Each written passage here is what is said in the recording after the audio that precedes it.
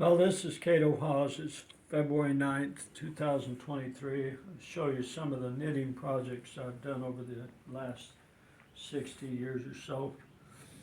These are some headbands I got interested in making a couple of years ago. I really like this lavender and makes a nice headband. These are some rabbit hair mittens I made for a daughter. She can't wear them because she's allergic to them. Well, they were a challenge to make too because they're so slippery that these needles I was using at the time just slipped right out. I should have been using bamboo needles.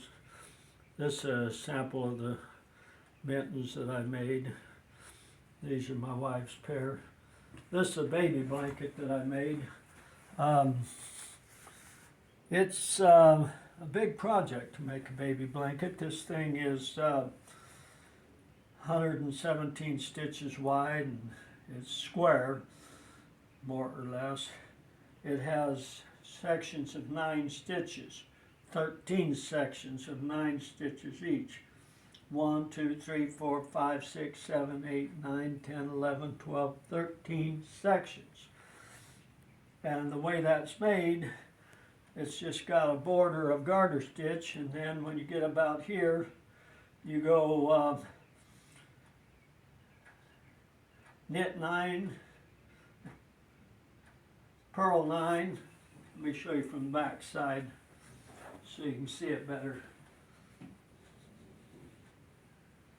Knit 9, purl 9, knit 9, purl 9, knit 9, purl 9 all the way across.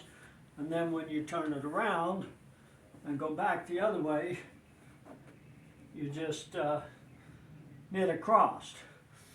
Now for most of my other projects, I use regular English style knitting, but for these baby blankets, like this one I'm working on right here, I use a more of a continental style. I think they call this Norwegian style knitting. What you do is you slip your first stitch. I always do that because it makes a real nice edge, and then you have your yarn just over your hand, over your left finger, your left index finger. And that's all the tension I use. Then you just snag that thread and bring it out. And you knit the first section.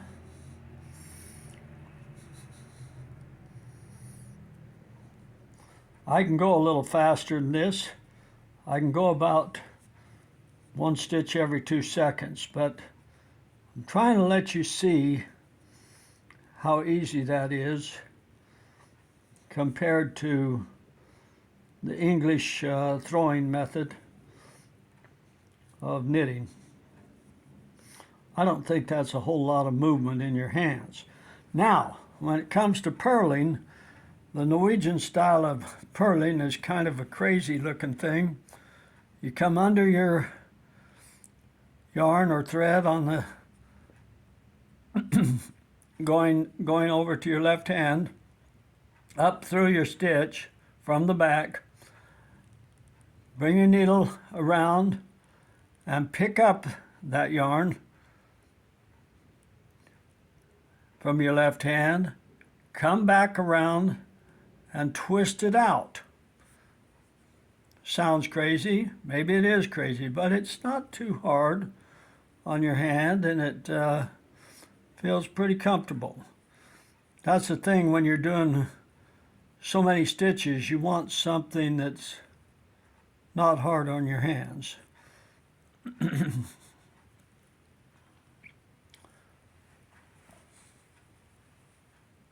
bring it under the yarn going over your left hand, up through the stitch, twist it back out, pick up the thread going over your left index finger, and take it all off. And then we just have to continue that until we've finished the section. And then what we'll do is we'll move our stitch marker, section marker, and we'll knit 9. Norwegian knitting stitch is real easy, I think. And since this baby blanket needs a kind of a loose tension, and I don't think it's real particular for a baby blanket that the tension be perfectly the same all the way across, and I'm certainly not good enough to make the tension the same all the way across. But I use this Norwegian knitting because I believe it's a little faster.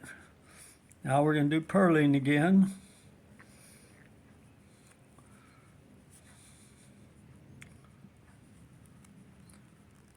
And we'll just go all the way across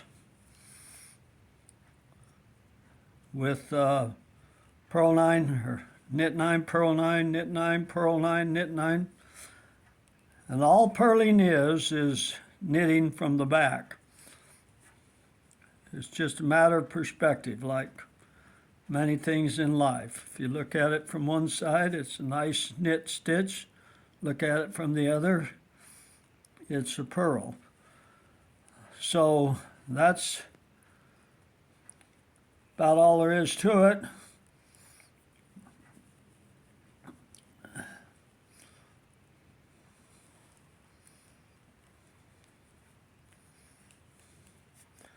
And it's good to be checking your work as you go. One thing you don't want to do is make a mistake and then have to rip out a couple inches of work. I've done that, and that's no fun. So, good luck with your projects. I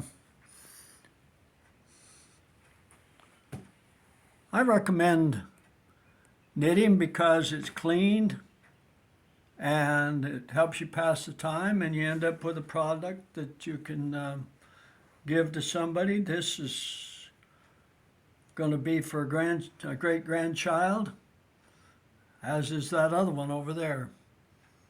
So have a good day and good luck.